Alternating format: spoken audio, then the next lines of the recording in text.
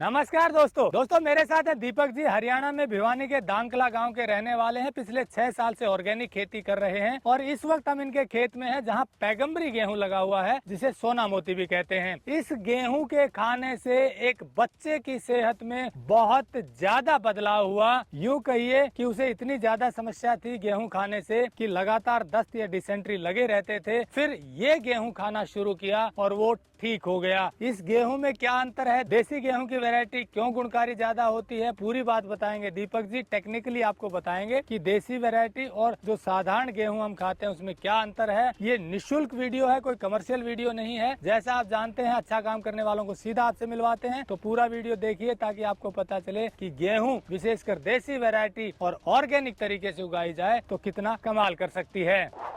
Technical farming channel को subscribe करें और बेल आइकन भी दबाएं ताकि आगे आने वाले वीडियो की नोटिफिकेशन आपको मिलती रहे।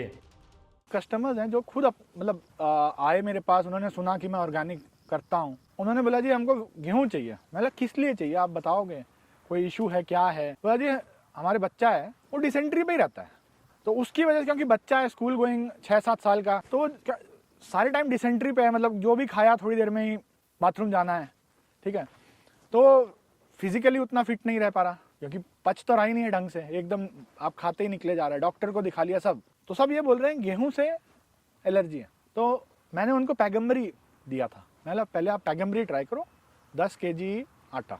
वो लेके गया, जब वो ख़त्म हुआ वो आया मेरे पास, उसने बोला ठीक हो गया, डिसेंट्री ठीक होगी बच्चे की, बच्चा आराम से खा पा रहा है, उसको पहले वाली दिक्कत नहीं है डिसेंट्री वाली।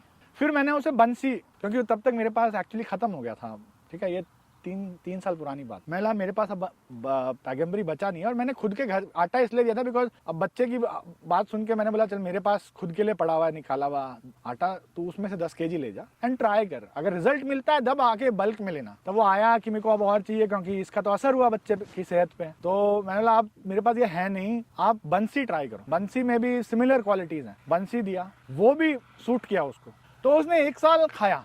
उसके बाद क्या हुआ ना, उसने बताया भाई घर में कि मैं 8,000-10,000 रुपये क्विंटल गेहूं ले रहा हूं। तो उसका किसी घर वालों ने, मतलब गांव में किसी ने बोला कि ये ऑर्गेनिक गेहूं मैंने किया है, प्योर ऑर्गेनिक, इसमें कुछ नहीं डाला है, आपको इतना पैसा देने की जरूरत नहीं है। तो वो उससे ले आया 1-2 क्विंटल, वो उसका रिलेटिव, लेकिन वो सूट नहीं किया उसको। वही प्रॉब्लम बच्चे को दोबारा आ गई। तो फिर आया 6 महीने बाद कि जी ऐसा ऐसा हो गया, अब क्या करूँ। मैं भाई लेके दोबारा शुरू कर लेंगे। आ गया, घर वालों ने बोला कि वो ऑर्गेनिक है। मैं ऑर्गेनिक हो सकता है, लेकिन वो जो मतलब वो हाइब्रिड नेचर है उस गेहूं का, वो सूट नहीं कर रहा है आपके बच्चे, क्योंकि ये देसी वैरायटीज हैं, ये इतने कॉम्प्लेक्स नहीं। तो अब वो रेगुलरली मुझसे ना हर 2 महीने में 10-15 किलो आटा ले, क्योंकि वो सेम सिटी का है। वो जैसे ही उसका आटा खत्म होने वाला होता है मुझे मैसेज कर देगा, कॉल कर देगा, एंड रेगुलरली वो मुझसे बंसी ले रहा है। बंसी भी सूट कर गया उसे, बंसी भी सूट कर गया उसे, मतलब देसी वैरायटी है जो। हाँ, क्योंकि बंसी मैं एक्चुअली बंसी में 8,000 के रेट पे बेचता हूँ और इसको मैं 11,000 बेचता हूँ पैगम्बरी को। अच्छा। तो कुछ कैपेसिटी पे भी कि महंगा, तो उसने बंसी भी उसको सूट कर गया, तो मैं आप बंसी ले लो। तो आपका ये कहना है कि जिस बच्चे को रेगुलर डिसेंट्री थी, दस्त की समस्या थी, गेहूं के कारण ग्लूटेन की एलर्जी शायद उसे थी, डॉक्टर ने बताया, तो आपने उसको पैगम्बरी जिसे सोना मोती गेहूं वो दिया, फिर बंसी दिया, उस आटे को लेकर के खाने से बच्चा ठीक हो गया। ये उसके पेरेंट्स से खुद के वर्ड हैं और वो रेगुलर लेते हैं अमूल। तो क्या डिफरेंस आपको लगता है कि वो जो पहले गेहूं खा रहा था उसके कारण थी, और इसमें क्या जो स्ट्रक्चर है ग्लूटेन का वो आप बता रहे थे? सो बेसिकली कैसा है, 95% गेहूं जो आपको मार्केट में मिल रहा है उसे ब्रेड व्हीट बोला जाता है, सॉफ्ट व्हीट। उसमें ग्लूटेन बहुत ज़्यादा है, उसका प्रोटीन भी कॉम्प्लेक्स है, और ग्लूटेन का जो स्ट्रक्चर है वो आपकी बॉडी के लिए बेनिफिशियल नहीं है। ये देसी वैरायटी है, ये भी सॉफ्ट व्हीट में आता है, लेकिन इसमें compare to any other soft wheat gluten कम है और फॉलिक एसिड बहुत ज़्यादा है, और इसका प्रोटीन स्ट्रक्चर भी बहुत सिंपल है, तो ये आपके पेट को बहुत बेनिफिट करता है। दूसरा बंसी एक्चुअली हार्ड व्हीट में आता है, लेकिन बंसी में डी क्रोमोसोम नहीं है। उसकी वजह से क्या है, गेहूं में ना 3 जीन्स होते हैं, A, B and D. D gluten से रिलेटेड है, बंसी में क्योंकि डी है ही नहीं, तो उसका भी ग्लूटेन बहुत कम है, और वो हार्ड व्हीट है। वो भी आपके पाचन के लिए अच्छा है, प्रोटीन बहुत है, मिनरल्स बहुत ज़्यादा हैं, ठीक है, और खाने के लिए बहुत अच्छा है। तो इसके कारण जो दिक्कत आती है वो एलर्जी इस गेहूं के खाने से नहीं होती।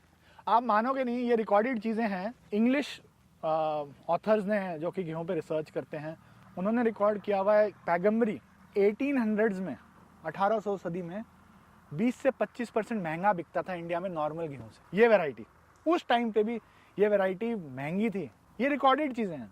और ऑर्गेनिक उगाने से भी फर्क पड़ता है? बहुत ज्यादा फर्क पड़ता है ऑर्गेनिक उगाने से, बिकॉज आप तब जहर खा ही नहीं रहे, ऑब्वियसली जहर असर ही नहीं करेगा आपकी बॉडी में। लोग बोलते हैं हमने तो बहुत कम पेस्टिसाइड डाला है, बट जहर तो जहर है ना।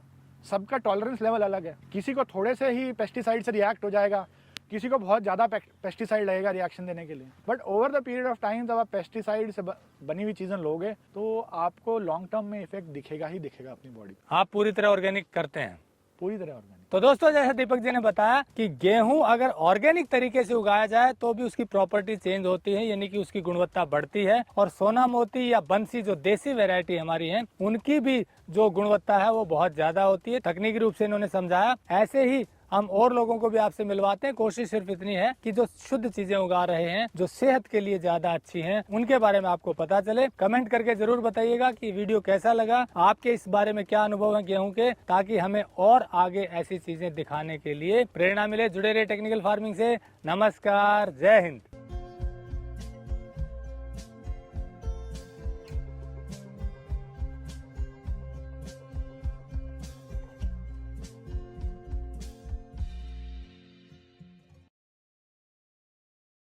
अगर आपको यह वीडियो पसंद आया है तो ज्यादा से ज्यादा लाइक और शेयर जरूर करें।